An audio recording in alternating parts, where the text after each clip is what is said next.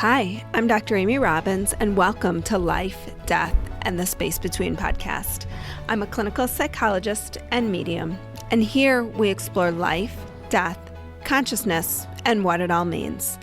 Today I have another ghost story from one of my listeners, and if you are new to the podcast and interested in sharing your own story, I do a segment once a month that is ghost stories. That's stories from you all, things that you've experienced that are mystical, magical, and just incredible experiences, and you want to have an opportunity to share them. So today's ghost story is called A Ghost Story of a Mother's Love. And I never read the ghost stories before I record them because I want you all to experience me experiencing the story just as you're experiencing the story. I think it often provides for a more authentic experience. So here we go. To start with a little background, my mother passed away in December 2010 after a year-long battle with lung and brain cancer.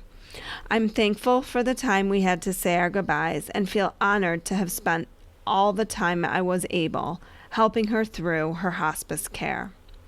I held her hand as she took her last breath, and that experience will stay with me forever. Over the time since her passing, I have had a number of events occur that have shown me that she is still looking after me from wherever she is. A mother's heart is always connected to her children. Today, I want to focus on one. On July 3rd, 2019, as I was trying to go to sleep, I was scrolling through my phone like so many of us do to try to numb our brain to sleep. I found myself on a fun news website, BuzzFeed. I came across a story about an artist who visually documented malls in America through the 1980s. Malls? 1980s? Yes, please. I clicked and casually looked at each photo. I laughed to myself at the hair, the clothing, the stores in the background. I love nostalgia. That was until I came across the photo. This photo made me audibly gasp so loudly that my husband sprung awake to make sure I was okay. I had lost my oldest brother unexpectedly the previous December, and he thought I was in the middle of a rough wave of grief from that. When he asked what was wrong, I was so choked up I literally could not speak. Tears streamed down my face. He embraced me until I calmed down and gave him my phone. "Who posted a picture of your mom?" he said. I was finally able to respond. "Some artist. This isn't Facebook. This is some random story of BuzzFeed."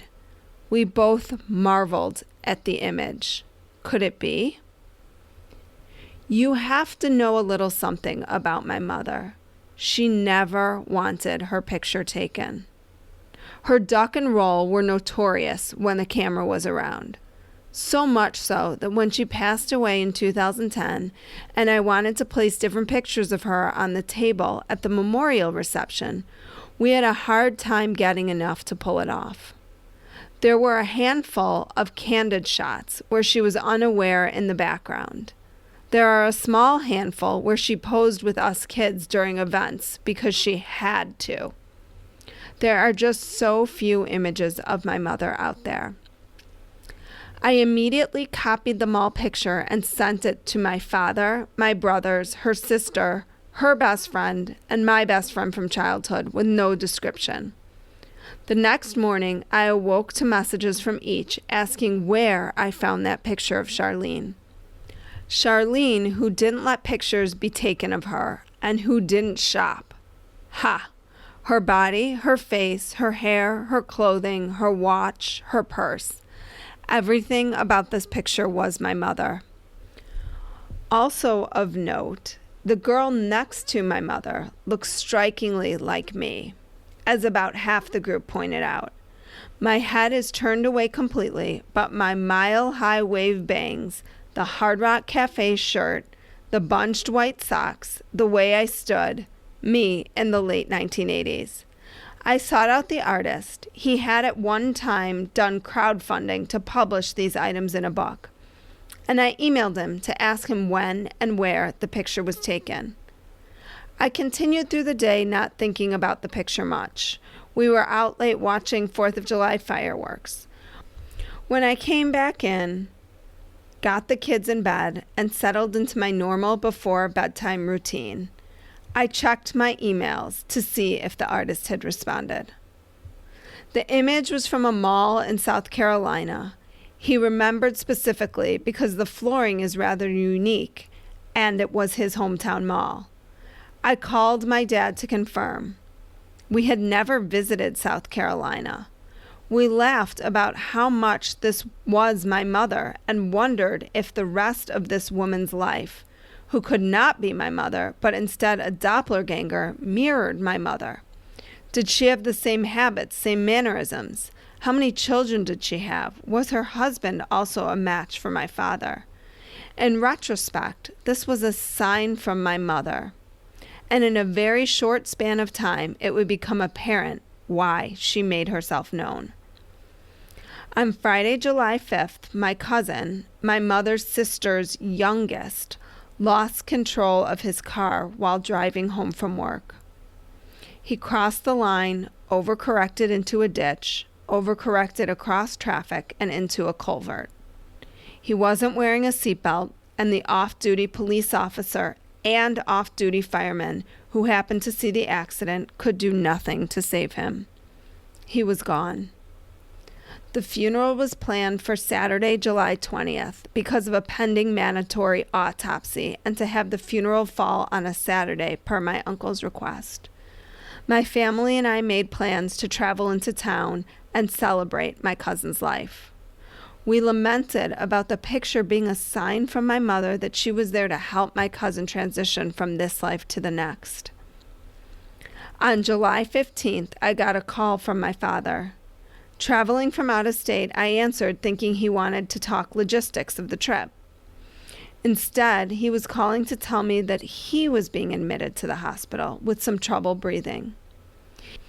He had had 2 lung lobes removed in 2009 and had spent the past 10 years living his best life despite his limitations. I moved up my day to leave for Kansas City for my cousin's funeral so that I could be at the hospital to be with my father. We braced for an open heart procedure only to have the surgery get called off. When I got there, I learned my father had AML, a really aggressive type of leukemia. Unfortunately, due to his other limitations, there would not be treatment available, and this diagnosis would be terminal. It took some convincing, but we were able to talk to his medical team into letting us do hospice care at home. Instead of attending my cousin's funeral, I spent Saturday morning preparing my father's home for home hospice care, accepting the deliveries of all the equipment needed to make this work, rearranging the house to accommodate all the extra items, making beds for all the guests traveling into town. At about 1 p.m., the ambulance brought my father home, placed him into his hospital bed, and we started his care. Over the next week, we sat vigil making sure my father was as comfortable as possible. We were able to arrange for every child and grandchild to make it into town to see him. All of his siblings, close family friends, and even his best friends from grade school were able to say their goodbyes. We brought him any food or drink he requested at every point he asked, even though we knew he would only be able to have a bite or 2. He hadn't been able to drink orange juice, a favorite, for many years due to other health issues. He asked for juice and we got it. He asked for vodka to make it into a screwdriver. We got it. It was a week full of grief, some laughs, and a whole lot of love. Fridays were my father's lucky day. He got discharged from Vietnam on a Friday. He married my mother on a Friday. He married his second wife after my mother passed on a Friday. I held his hand as he took his last breaths in the early morning hours on Friday, July 26th. And that experience will stay with me forever. There is no doubt in my mind he waited for his lucky Friday.